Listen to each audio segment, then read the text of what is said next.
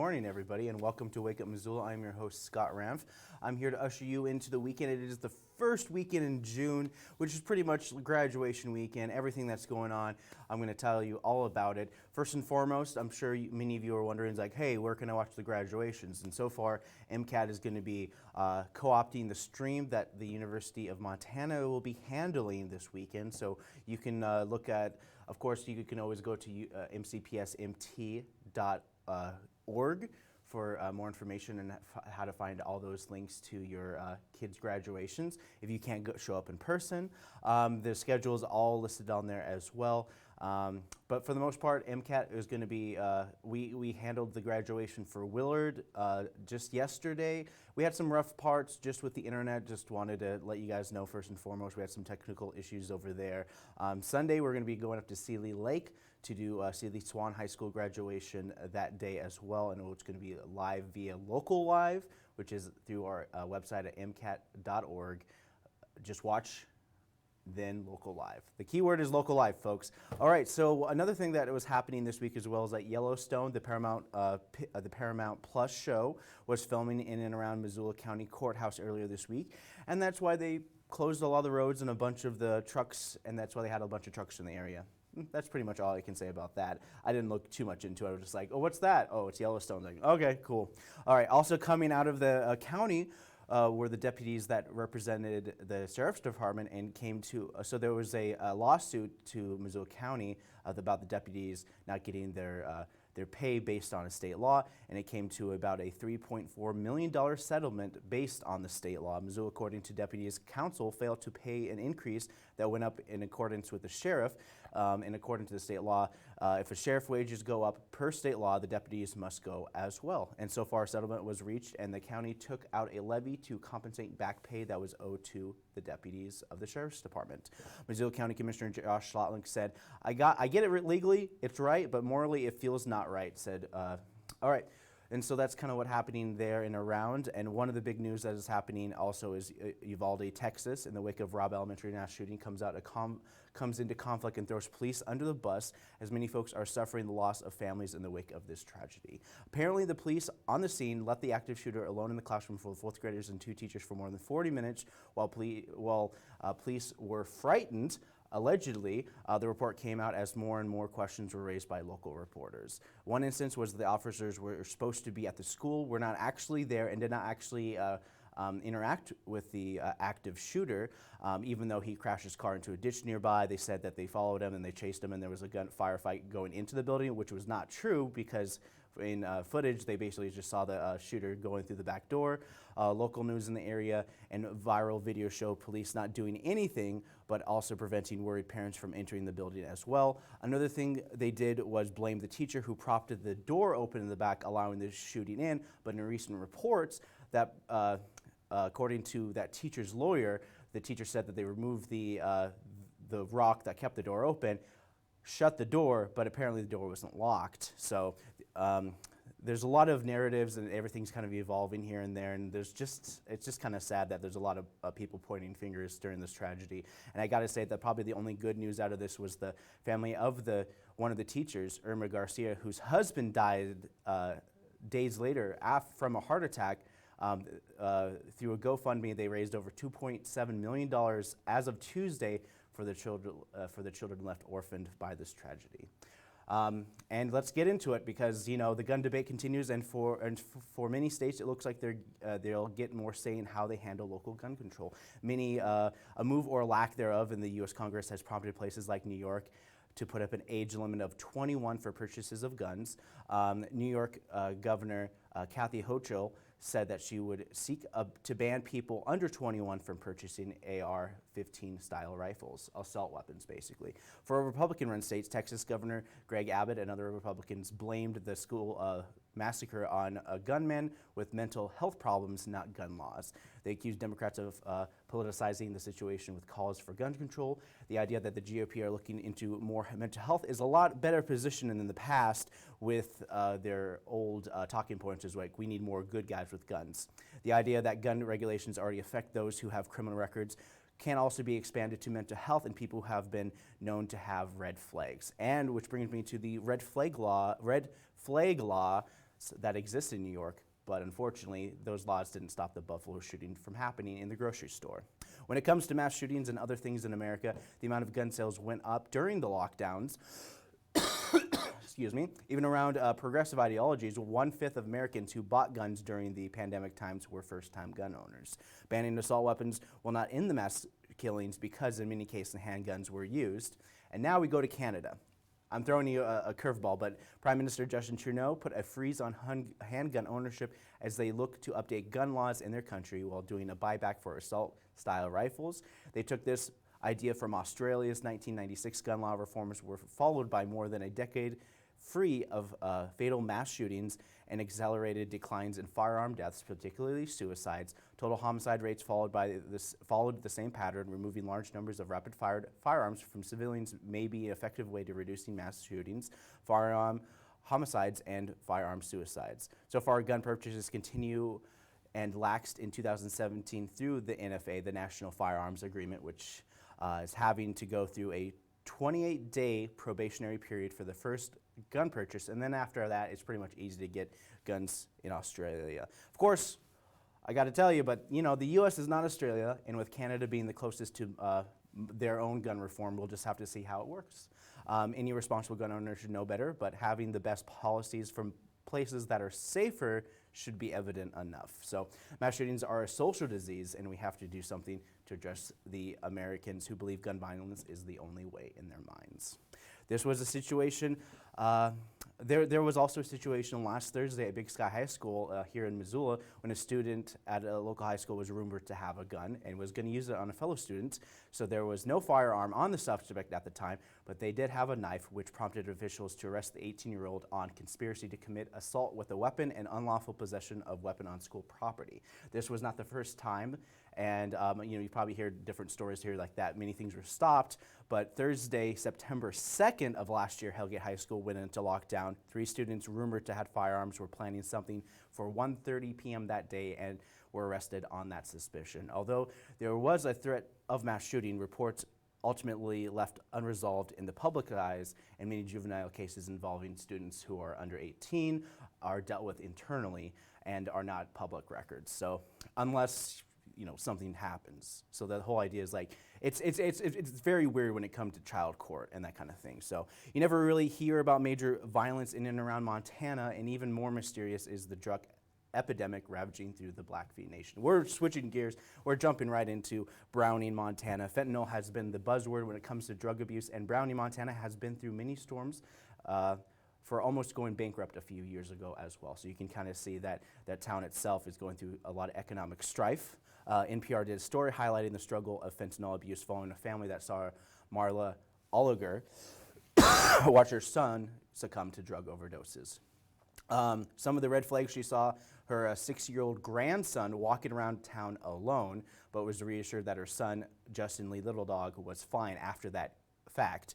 In March, fentanyl had taken Oliger's son. He was one of 13 who overdosed within that 2-week span. There were, you know, the others were lucky. He was not. Drugs took center stage in small communities during the pandemic, and fentanyl was the culprit. The synthetic opioid is 100 times more powerful than morphine. Anything happening in the U.S. Native Americans are twice or more likely to affect reservations than non-white populations. From a policy perspective, many tribal leaders have been under suspicion of having family members selling the drug, and some of the children of Timothy Davis, the tribal council chairman in Browning, were arrested on suspicion of selling fentanyl out of Davies' home. The council removed Davies from the position in early April. So there's a lot of things going in and out of the county, in and out of their Blackfeet Nation, and there's just a lot of like interesting shadows that are basically being brought into the light. So it starts with the drugs, and when you have a place that is struggling with abuse, trafficking starts to uptick because drugs and sex slaves go hand in hand. So there's hard times affect many people, and drugs and alcohol are way too easy when there is nothing else for a lot of folks. And this is just one of many stories that you can read and more through the National Public Radio at npr.org. So I'm just kind of highlighting, just wanting you guys to know a little thing about that. But up next, I'm actually not going to switch to videos. I'm going to switch right up, and I'm going to jump right into my city council report. So for city council, I cover the Grant Creek and their neighbors who are concerned about the major complex that will allow for high-density dwelling units. And before I continue to city council, we'll have the whole idea before the development even happens is the city of Missoula has to update the rezoning to allow for the major development. So one thing is kind of unclear is that the people who are part of it, who are considered friends of Grant Creek, are just overtly opposed to these overall rezoning and any kind of high density development that's going to be in their neighborhood. They have their own ideas that if they were to expand the area, it would be a continuation of suburban kind of type neighborhoods. And so over the course of the week, the city has been reeling from public outcry to improve the access to Grant Creek, and by adding more residents in the area could potentially gridlock that area that would prevent any emergency vehicles from getting in and out of the narrow access. And so the city of Missoula decided to be like, okay, what we're going to do is we're going to have a meeting with emergency officials, incident commanders, development services, and everything like that, just so everyone gets all the information that they particularly need. Unfortunately, one thing that is for sure is that you can give as much information to the people up in Grant Creek all you want, but the people in Grant Creek just don't want it. That's just like they're just unanimously just don't want it. And so I'm going to skip the debate because there was one for the proponents of the development, and then there's ones against the proponents of the who are the opponents of the development, and just outright people in Grant Creek just don't want it. That's just the way it is. But the people in the city of Missoula, it seems like more and more like it's actually going to happen. So for this city council report, we're going to highlight land use and planning, and it has a lot to do with addressing all other safety concerns and roads and all that stuff. So I'll avoid the debate, and I kind of gave you the rundown of what's going on. And the city, in terms of their position, is more like, hey, we need more housing stock. This is a place that is going to have potential for housing stock. This is for the city and not just for the Grant Creek area. And that's been their judgment for a lot of areas just in and around the city of Missoula. Near a lot of these neighborhoods are just like, okay, these high density things are being built right next to my suburban neighborhood. Doesn't feel like there's a lot of mixed use going on here. So that's like one of the biggest concerns that are definitely happening, and I wanted to address that moving forward. So let's jump right into some of the videos. Adrian Beck, Emergency Development, talks with Public Works and mobility staff on evacuations, if there needs to be an evacuation of Grant Creek. You know, I think that it's important that when we talk about evacuations, and you alluded to it, is that every situation is going to be different. Time of day, time of year, amount of resources that we have available to us are going to influence how that evacuation is planned, how it's communicated, and how much time we have to execute it.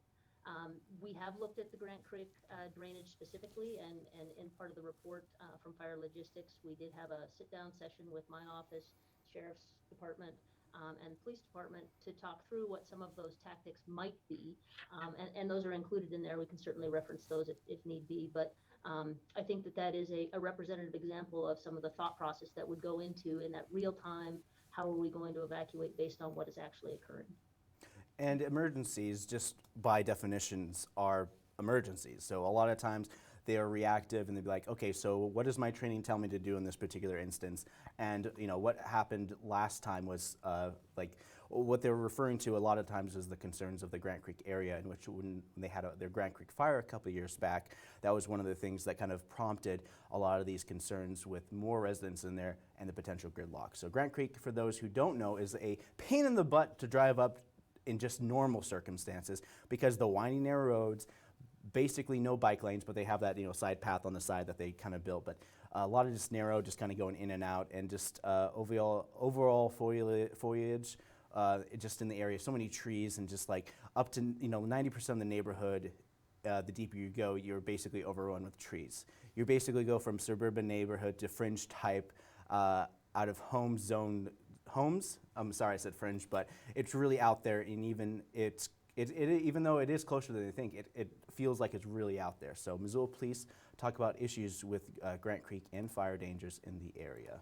It's exceedingly rare, and I can't even think of an anecdotal sample where we have had an entire drainage completely affected at once. So the likelihood is that a fire starts either mid-slope and cuts the drainage in half, and you have some shelter in place and some evacuations, or more traditionally, you have a fire start out in the wildland, and it encroaches on the interface. And so you've got this sort of incremental movement downward. It'd be pretty unlikely, although not impossible, to have to just empty the whole drainage all at once. I know we're kind of thinking of this giant, like, Walking Dead highway scene with all these cars crammed and people can't get out. But I find that, in my experience, to be pretty darn unlikely.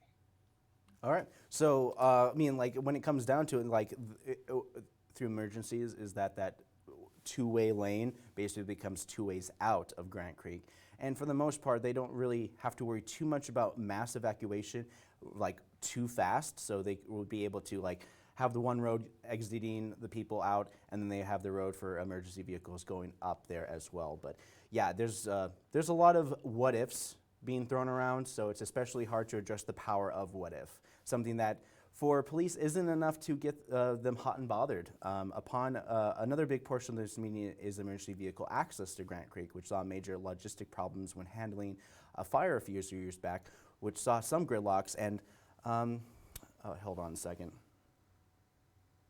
Okay, so hold on. It's perfectly fine. Okay, so which saw major logistic problems when handling a fire a few years ago, which saw gridlock and lack of access for some EMT type vehicles. So here's Scott Hoffman speaking a little bit more about this. He is the fire chief of Missoula. Traffic from that new development west along the interstate until it comes out, I think, on Wilkes Way. That would be another option to look at. Right now it's a dirt road, but that's another exit that we could utilize. So as far as the traffic goes, I looked at the traffic plan that they proposed, and opening up both lanes up Grant Creek to go southbound is great, as long as you don't need to get emergency vehicles in there. And that's what causes problems when we need more fire trucks or ambulances or even more law enforcement upper Grant Creek. Then you have both lanes coming southbound. So there are things to consider, and it is all dependent on where the fire is and how it's spreading and moving, and we take all those into consideration before, and we're adaptable too. All right. So that was Scott Hoffman. It's like you said, it's all case by case scenario, and then they just want to figure out the best solution for everyone. Let's see. The newer proposed development is closer to the interstate, like you said. You have the additional dirt road for an event of emergencies, and anyways, the new development is so close to the general area of the Grant Creek Expressway. What is that called? I think it's not Expressway, but. Just a lot of the express access type things. It's going to increase the traffic on the head of the Grant Creek Road, Reserve Street conversion, but when it comes down to it, like, there's not going to be a lot of development that's further up that would create that long line. So anybody who would get out would be able to get out almost right away. So it's a lot easier. And sometimes these items are brought up to deter development and say our neighborhood is big enough, and by adding more dwelling units in high density with the advantage of a road that goes directly to the highway, emergencies seem to be less impacted by any upcoming development in this particular area.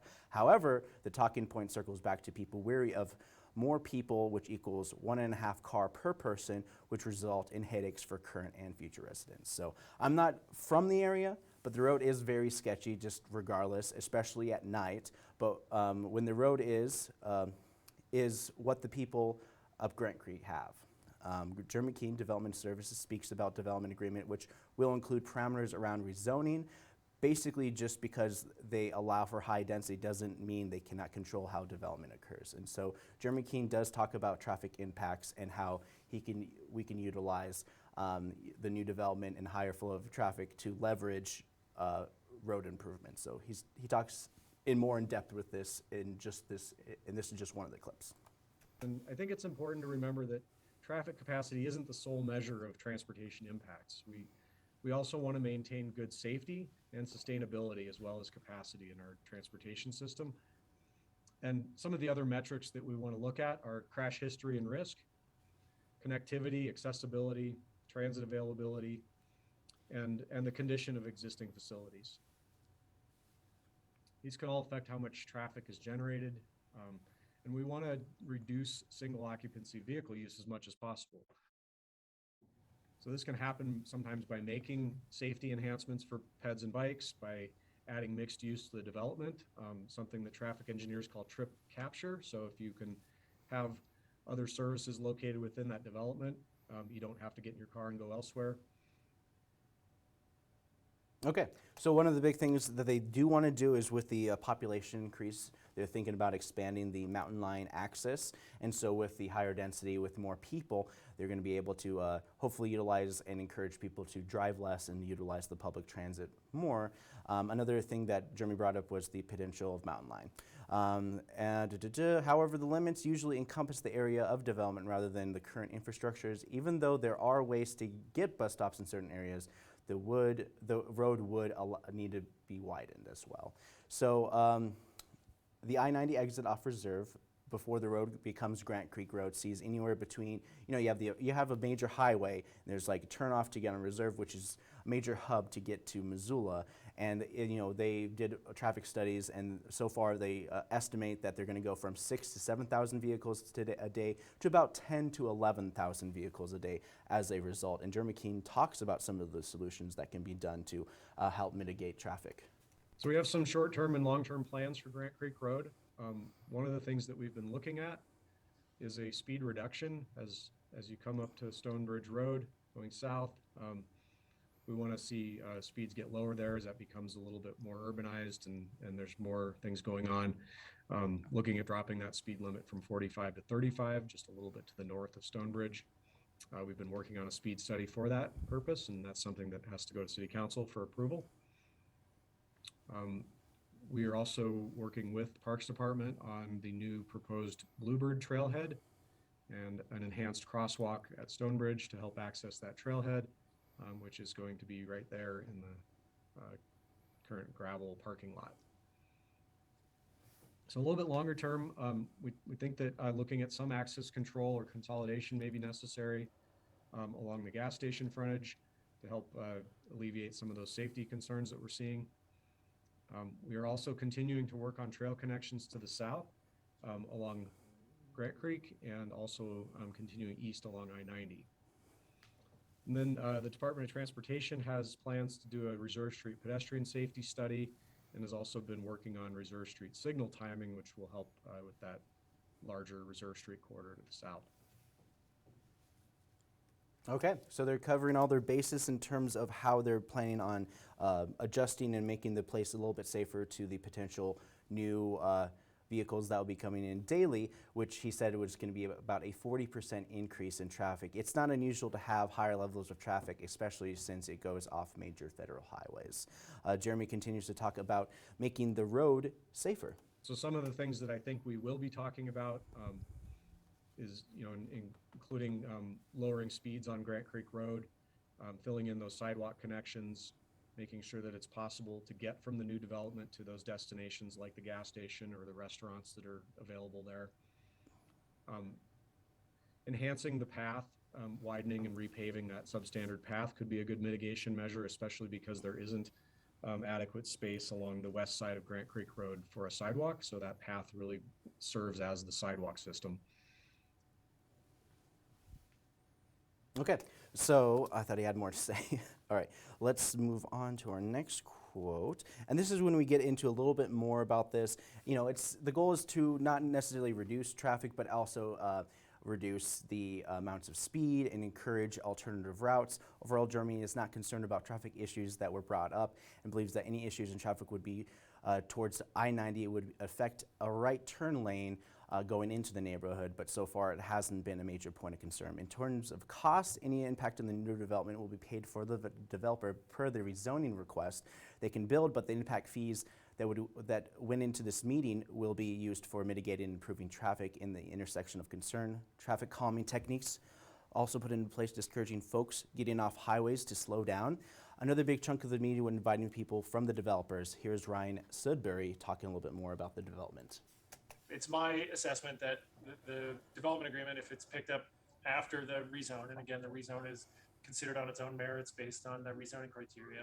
But if City Council votes to approve the rezone based on the rezoning criteria and finding that on balance it complies, and then takes up the development agreement subsequently, it would be my opinion that the development agreement is perfectly legal and enforceable. enforceable either as a negative easement under state law or as just a contractual agreement between the two parties.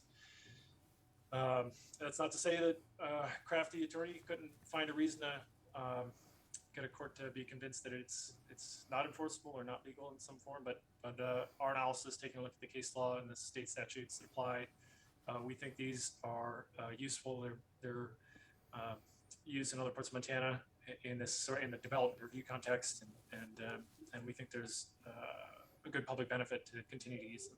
Okay, and just to reassure some of the people is that Jim Nugent, city attorney, called in to reassure the movement. Let's see, on the phone talked about state law in terms of development to reassure people that we can actually leverage some development. That this thing hasn't really been discussed, it hasn't really been presented. And both the Montana Constitution and the state statutes in black and white, you don't have to be a crafty attorney, in black and white, they require a reasonable opportunity for public participation before there's any final decision made on some important matters such as a development agreement. So I tend to agree with Gwen.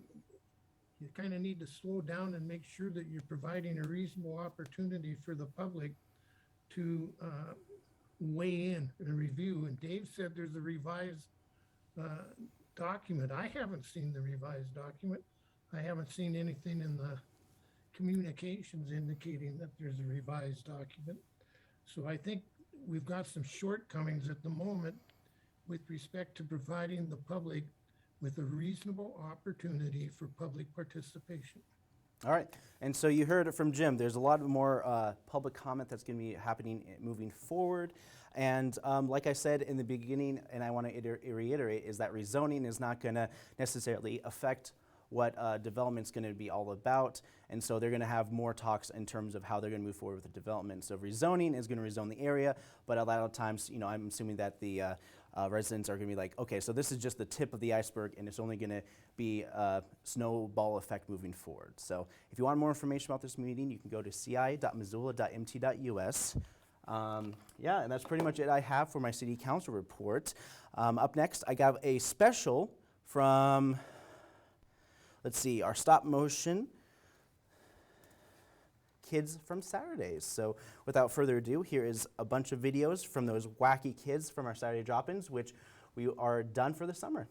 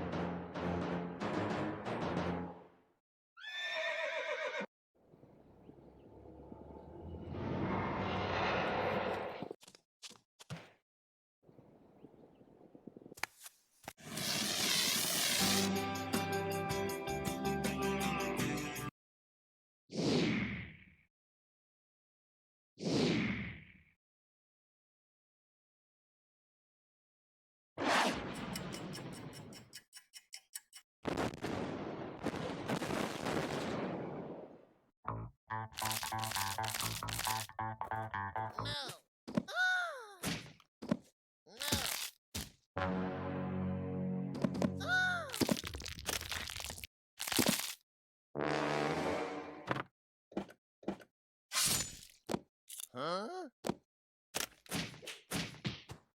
No.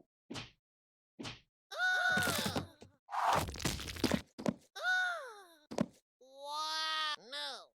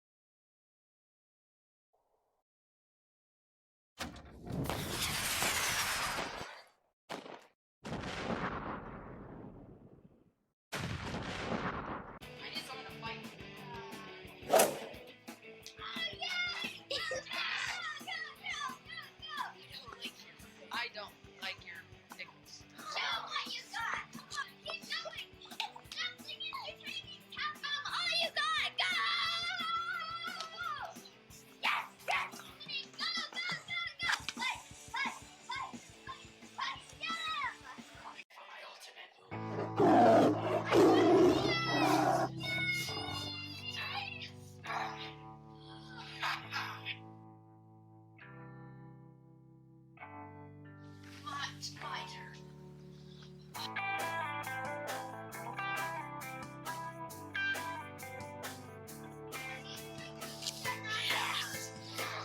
I really hate your face.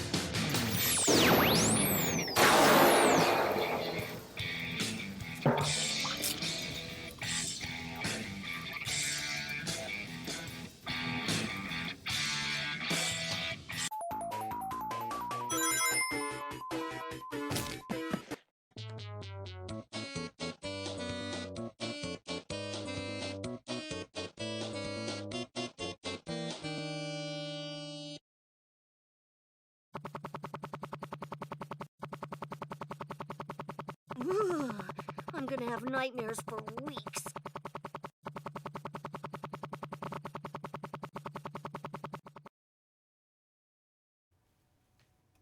Hey guys, welcome back. Let's kick things off with some other movies that are coming out this particular weekend. We're kicking things off with a David Cronenberg film. You might remember him from such movies such as The Fly and other things. Let's see.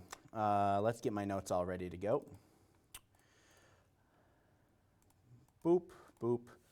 Crimes of the Future.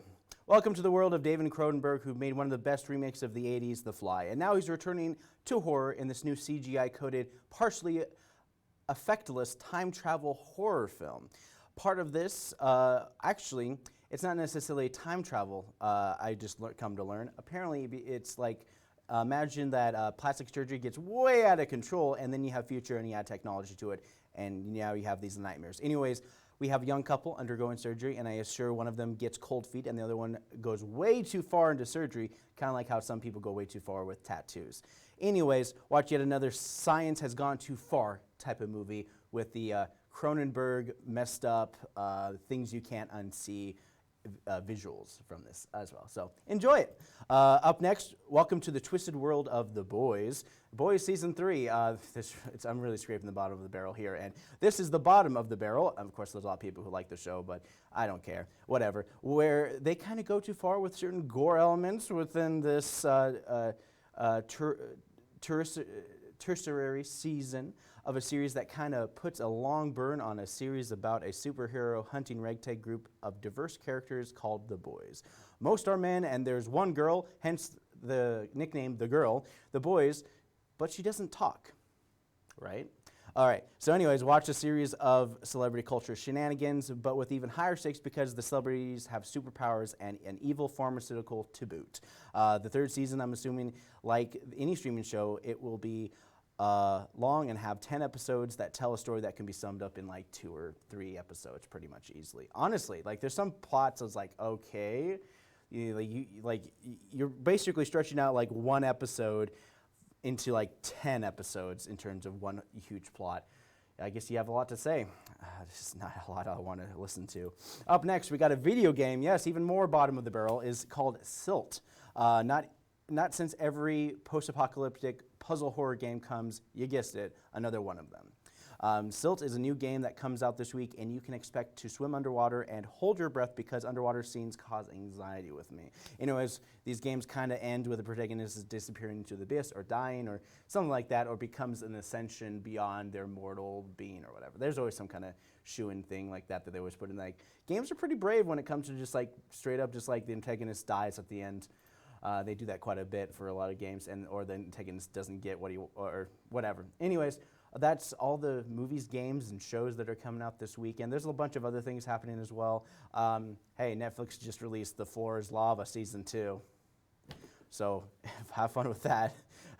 Use that for whatever reason you want to use it for. Up next, I have a brand new dub and stuff from the 1933 film, The Ghoul. What kind of great movie do we... Oh, books! God. All right, let's get this over with. You might be wondering why I called you in here today. You should have called a maid first. Well, there's organization in this chaos. Man, I swear the Dewey Decimal System was created just to screw with the normal people, so we have to ask a librarian. And that's what brought you here to me. Although I am the librarian in training, I hope someday to become the librarian in this particular library. But I have to wait for the other librarian to How much older is the librarian from you? The librarian is 120 years old. Huh, well, I guess it's just any day now that you're going to become a librarian. Our last librarian lived to 160. Oh, keep your chin up. You'll be okay. How did the other librarian die anyways? Well, she retired and... Yeah? Go on. A month later, she just died, just like that. Some people just need a purpose. And she was the librarian. And she had no library, so no purpose.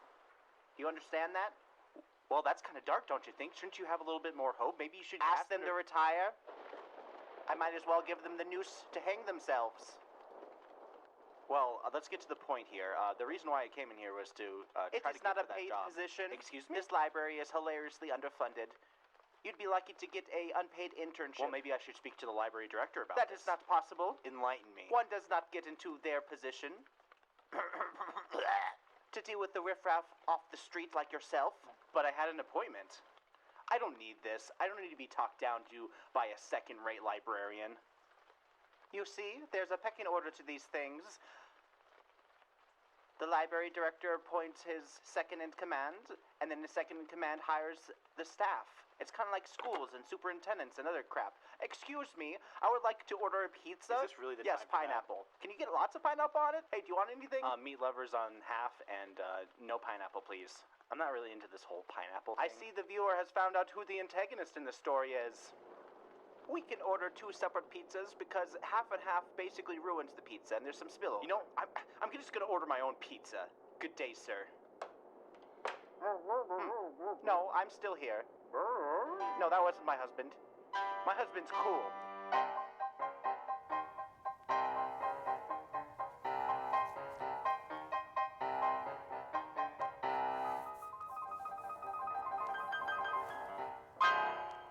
Well, that silent film slate definitely works with the 1930s film for sure, but not so much the later films. But regardless of that, we're going to jump right into, you guessed it, First Friday. No, you didn't guess it, but every first of the month that I have an episode, I missed last month's First Friday events and activities. Every first Friday of the official month, which today happens to be June 3rd, downtown Missoula from 5 to about 7, 8 o'clock. All the art galleries, all the stuff are like doubling down on having people come on in, drink some wine, drink some hors d'oeuvres, and all that sorts of fun stuff that are happening in and around. And I'm going to give you your art guide. Kicking things off is Nancy Greenfield, and this is being some of the art that and show and auction. It's going to be at 415 Ford Street, Missoula, Montana. Please join for the first Friday in a huge art sale and photography show in remembrance of local photography, Nancy Greenfield. Then we got a Radius Gallery, so from 4 to 7 p.m., so you can start a little bit earlier, exploring an evening of small businesses downtown Missoula. Our doors will be open and ready to welcome you in the new pairing of Hadley Ferguson and the closing for our 7th annual Ceramic Invitational event. So the ceramic is still ongoing, and speaking of ceramics, Missoula Art Museum is featuring Ellen Ornitz one last time this weekend. Also, she's doing a art intensive on Saturday. Ma'am is open late. Join from 5 to 8 p.m. to celebrate Ellen Ornitz, Burnt Fossils, and the new show at the Art Park. Ellen will be in attendance and will speak about her work around 6 o'clock. Last chance to check her out work before it's gone. Then we got Rowan Lemus. Yes, Rowan Lemus. You might remember him from Dude, I Just Drew and other things that we've done through MCAT, including some of our camp videos. Local artist and star of Dude, I Just Drew is putting on an exhibit for the month of June at Lake Missoula Tea Company. This picture he drew just freehand during the first Friday in May, and then this time he's up there for another month before they're going to start ripping everything down at the end of this month for our next artist that will be at Lake Missoula Tea Company. So if you are interested, he doesn't have a Venmo, and all you can do is look at his art, chumps. So anyways, this is some great work and very talented webcomic artist, and has a comic called Punch Drunk about buff chicks with mixed martial arts. He takes inspiration from the manga Baki the Grappler. And yeah, you get to enjoy some of this art that's happening there. If you're interested in going to the Clay Studio of Missoula, check out this art exhibit. It's called Swell. Exhibition reception for Chris Alvashir. We opened for the summer series called Schwell. The solo exhibit will feature a playful and engaging display of color and functional porcelain works, as you can see in that picture.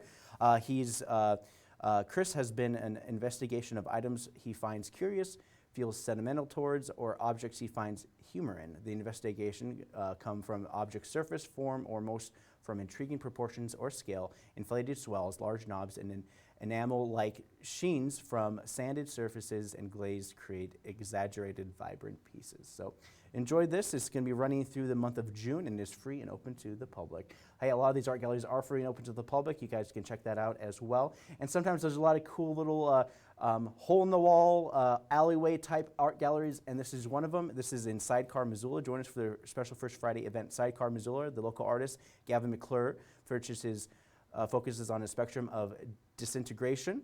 There are snapshots in flux between form and chaos, and they integrate people, wildlife, and scenes. This will host live bluegrass music from local act 10 Cent Mule, and it's located at 225 West Front Street, so you can't miss it. It is, I believe it was the old kind of door in the alleyway right next to where Radius Gallery used to be off of Front Street, so you guys can check that out. And you can just wander around, and you probably see a bunch of signs and sandwich boards across the area as well to find out more. And next one is pretty cool because this is all about metal fabrication, welding, and all sorts of stuff like this, and you'll be heavily featured at the Artist Shop. It's called 406 Heavy Metal Creations. Is a custom fabrication business that began in 2021 when Brian purchased his first plasma table. His interest gradually changed from custom signs to more artistic creations. Sarah has 20 years of glass experience, and she and her husband combined projects when Sarah needed a jig or frame for a custom glass piece. They experimented with more complex design and developed a niche they have today, which is a mixture of metal and some glass. They live in Helena, Montana, and currently display their pieces across the state of Montana, and they're going to be featured at the Artist Shop tonight. All right, aerial performist. Hey, this is still considered art. It's not something that you look at paintings and just have your own interpretation of. It's a performance, and it's going to be at Cranky Sam Public House, Raven Summer, and the Fly Girls are ready to take on the skies will wow you for this first Friday. Aerial silks will happen right next to the patio of Cranky Sam. Be sure to get here early to grab a spot. Live music from Hardwood Heart featuring Matt Mitchell, which will be going from 6 to 10 p.m. And artist Andy Putnam will be showing his Mountain West inspired art. Check it out at the pub. So that's all the stuff that is happening in terms of art and art guide in around the city of Missoula. Let me see, do I have any more clips I want to show you guys? Not necessarily, but I am going to show you this art clip being featured at the Missoula Art Museum, and it's Marcus Amerman, and he's going to be there through mid-June.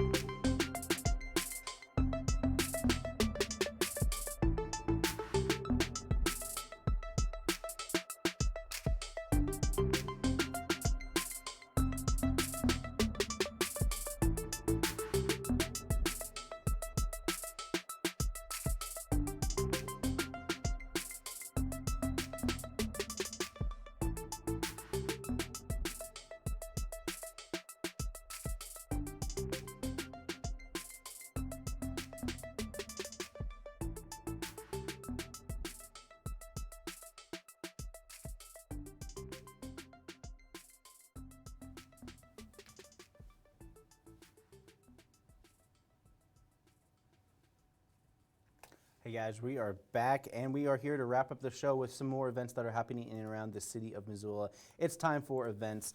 One thing that I also wanted to mention that I actually didn't mention before is that the county courthouse is going to be hosting a bunch of food trucks every Friday and Monday starting today, and this is going to be happening from 11 to about 2. I just got a email, kind of like a what are those called? A press release or anything or newsletter. Sorry, newsletter is the word I was looking for. And they're saying that they're going to be continuing doing this throughout the summer. So if you have any kind of itch for craving for some food trucks, you can check that out at the courthouse, the Missoula County Courthouse, Mondays and Fridays from 11 to 2 p.m. It'll help supplement a lot of the other times during the week that happen on Wednesday and Thursdays, which is Out to Lunch, which will be starting up pretty soon, and then Downtown Tonight, which happens on Thursday nights.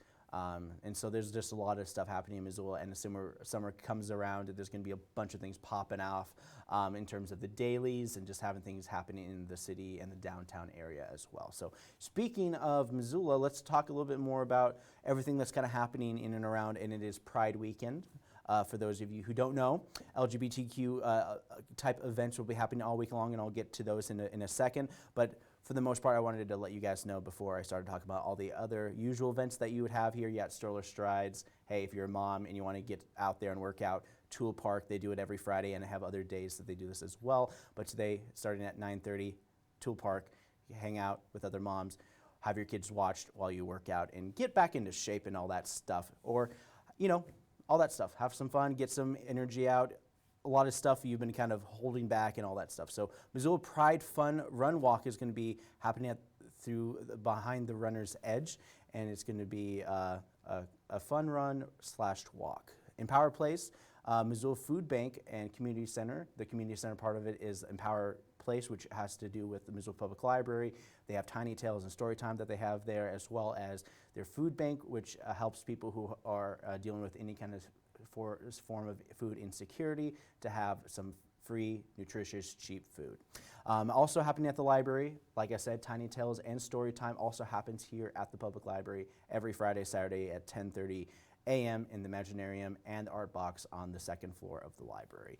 Also, yarns and watercolors are on the fourth floor. A lot of fun stuff like that happening as well. You got your Lolo's Farmers Market up in, I guess, Lolo, happening at 2 p.m. this afternoon. Nancy Greenfield. Okay, so now we're getting back into a lot of this stuff. Two-Spirit history, so past and present. So the Two-Spirit, they're diving a little bit deeper into LGBT culture in the Native Americans, in which when a person came out as gay, they would be considered Two-Spirits, and they're going to talk a little bit more in depth with this starting at 3 o'clock today at the public library. If you're interested in writing and improving writer skills and you're a young teenager aspiring to become the next Hunter S. Thompson, minus the drugs and alcohol, then the Missoula, I probably shouldn't even said Hunter S. Thompson.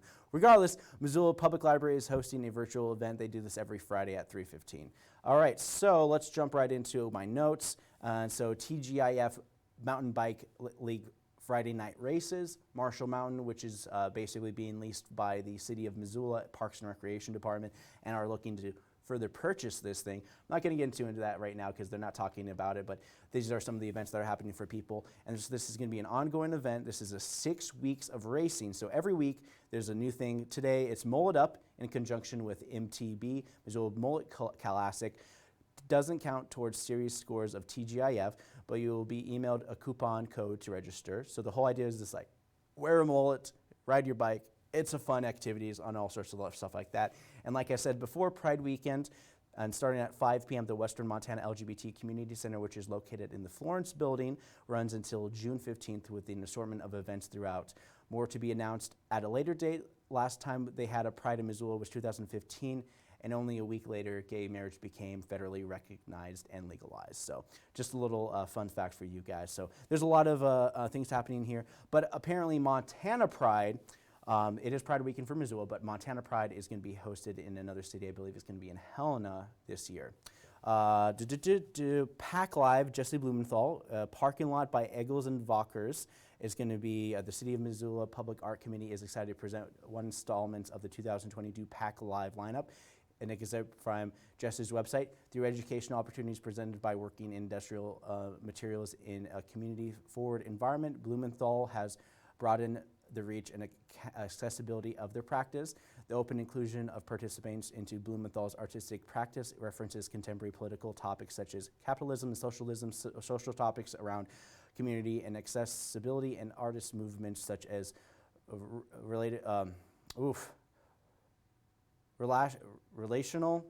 relational aesthetics, fluxus, and immersive, wow, participatory events. Wow.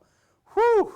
That's a tongue twister right there. A lot of the words, I'm just like, those words look like they're right, but they added a couple of letters to them.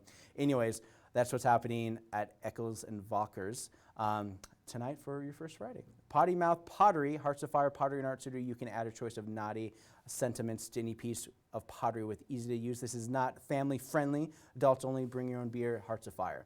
Stroke Across America. Free Cycles is going to be hosting Strokes Across America. It's going to be some bluegrass music. Bluegrass again is going to be some Greg Blake and the Greg Chahill with the Big Sky Boys. It's going to be at Longstaff House. Missoula Paddleheads Pride Night is going to be at Allegiance Field in accordance with Pride this weekend. Tickle My Fancy, number 4, is going to be at Monk's. It's going to be probably some DJ music and rap. Gay Terror Dance Party is going to be at the Zootown Arts Community Center, and it's happening tonight at 8 p.m. Josh Farmer Band is going to be at Union Club tonight as well. All right, how much time do I have? Let's see. Let's talk a little bit about Saturdays. Like always, Saturday markets and such. Markets are happening by the Red X's downtown Missoula, by the Carousel, and then when they finish the Higgins Bridge, they're going to move it back just below the Higgins Bridge next to the Clark Fork River. And then they got the People's Market, which is outside of Jimmy John's, pretty much near the dead center of downtown Missoula, just north of Broadway. So a lot of areas. You can't miss it. Hey, if you go downtown this weekend between 8 a.m. to about 1 p.m., you're going to see something happening. So I suggest you guys check that out. It's ongoing. It's going to go on well into October, mind you. So there's plenty of chances to check that out. Statewide financial skill building class. Homeward is a great opportunity for a lot of people looking to become first-time home buyers, figure out ways to get into housing and stable housing, and have a financial security in place to be able to find out ways to avoid pitfalls and use services that are provided through the state. And especially the last couple of years, we've dealt with a lot of hard times, and there's still a lot of money in terms of rental assistance that can be divvied out for a lot of people who are in a lot of these vulnerable positions. So Homeward is a great resource for a lot of people locally to get an understanding of their financial security and build up financial skills in this building class. Okay, workshop, ceramics demo with Ellen Ornitz. Like I said, she's going to be featured tonight at the Missoula Art Museum, but also she's doing a workshop at 10 a.m. And as an adult workshop participant, she will get opportunity to meet Ellen and tour her exhibit, Burnt Fossils. She'll provide an in-depth demonstration of her creative process, working with plaster molds and creative vessels. Organic gardening in Missoula, composting. Orchard Garden Farms, they usually have done a lot of the winter markets starting in March. This workshop will empower participants to reclaim their organic waste from the dump and turn it into invaluable resources. You'll learn about microbes and creatures that inhabit compost and what keeps them happy and how to establish balanced, effective system that fits your household. So learn about composting at the Orchard Gardens Farm. Lubeck Middle and day 1 of Pacific Northwest Orienteering Festival. Whoo! All right, so join for the orienteering. It's the whole idea is that you go to the Lumbrick Experimental Forest on Saturday, June 4th. Between 12 and 2, orienteering is a sport of navigating through terrain with a map and a compass. Like a scavenger hunt, but in the woods. So the whole idea is that you're given coordinates, you look through the compass, and you're trying to do some basic wayfinding that is really frontier, old school days without relying on GPS. So it's very crucial for sure. And your parents are old when they give you a map of a state you're visiting for a vacation. Just like, I got a phone, what are you doing? Anyways, Teen Open Studio is going to happen at the Missoula Art Museum as well, and it's a great opportunity for kids to get involved with art and all sorts of fun stuff like that. And so that's what's happening with that, because there's not many other kid activities that are happening on Saturday, except for our premiere of our dance party. So in supplementing of our Tiny Tales and Story Time here at the library. MCAT is hosting a dance party in here in their studio. We got a disco ball, we got all sorts of fun, and then after the dance party, we're going to be doing some VR from 12 to 2 p.m. This can happen every single Saturday.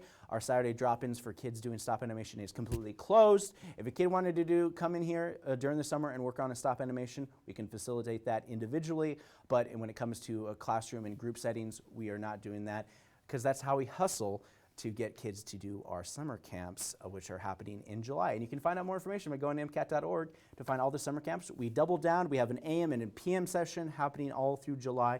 And then we got our crown jewel, the horror camp, where the real diehard filmmakers can make some really cool horror films. So that's gonna happen there. And that's what's happening with that. I don't have too much time to talk, but I wanted to talk about Ranger Walk and Talk. You're going to meet with the ranger at Milltown State Park. I met him. He's very nice. Join a ranger on an interpretive guide, hike discussing the diverse history of Milltown and Bonner area. Milltown State Park is beautiful, by the way. Meet the new parking lot near Deer Creek Shooting Range at 1 p.m. on June 4th. Bring durable shoes, wear appropriate weather clothing, water, and a good attitude. So, Missoula Public Library is doing a pre-fair class. The Western Montana Fair is teaming up with the Missoula Public Library to bring new arts and categories to the fair exhibit, also books. Sketch your creativity by giving a new life to a discarded book. It's like you're creating your own book cover and you're making it beautiful. You can cut and sculpt your own book, and this is happening at 2:30 p.m. tomorrow at Missoula Public Library. All right, so also what's happening, because it is Pride Weekend, there's ongoing stuff. Smooth Sayers is going to be at the Missoula Public Library at 4 p.m. for the Missoula Pride 2022. It's going to be on the top floor in the Cooper Room B, and Missoula Public Library is proud to present the Missoula Pride 2024 for this program. Artist Collective Reunion is thrilled to join forces with Missoula Pride. Soothsayers Poetry Event. Join for poetry, refreshments, and jazz. Event is in the Cooper Room B. For full Missoula Pride details, go to www.missoula-pride. Oh, Missoula-pride.com.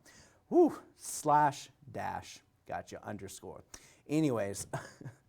Also, I wanted to mention this before it get too late, because the Missoula Symphony Orchestra is playing this weekend. They also have a matinee on Sunday, but tonight, Saturday night at 7:30 p.m., they're doing My Fair Lady. A lot of fun things like that. My Fair Lady, Just You Wait, enjoy Henry Higgins, Elisa Doolittle, and the rest of the cast in this rollicking and hilarious concert. And then Zach is doing a Pride after party at 9 p.m. Drag After Dark, official Pride after party is going to be at Cranky's Public House. Ida Ranch Hands is going to be at Union Club. Geezer Chris Moon is going to be at the banner, all happening tonight. And I got to wrap up my show. And so for MCAT, I'm Scott Ramp. I hope you guys have a wonderful, wonderful weekend.